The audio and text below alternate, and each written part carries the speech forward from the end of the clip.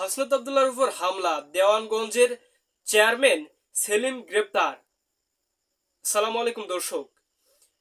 গাজীপুরে হাসনাত আবদুল্লাহর উপর হামলার ঘটনায় জড়িত দেওয়ানগঞ্জ পাররামপুর ইউনিয়নের চেয়ারম্যান জে কে সেলিমকে গ্রেপ্তার করেছে কোনাবাড়ী থানা পুলিশ।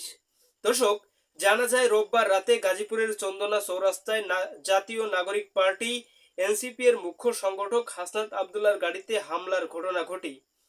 হামলার ঘটনায় দেওয়ানগঞ্জ পাররামপুর ইউনিয়ন পরিষদের চেয়ারম্যান সেলিম মিয়া ওরফে জে কে সেলিমকে গাজীপুরের কোনাবাড়ী থানা পুলিশ গ্রেপ্তার করেছে।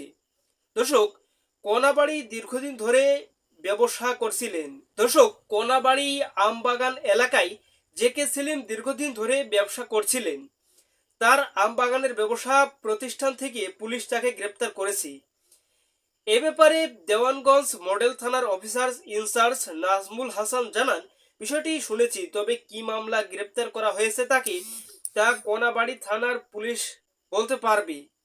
মুখ্য সংগঠক হাসনাত আবদুল্লাহর উপর হামলার অভিযোগে তাকে গ্রেপ্তার করা হয়েছে এবং বাসন থানায় পাঠানো হয়েছে বলে যুগান্তরকে নিশ্চিত করেছে কোনাবাড়ী থানার অফিসার ইনচার্জ সালাউদ্দিন। দর্শক, জে কে সেলিমকে কিন্তু গ্রেপ্তার করেছে পুলিশ।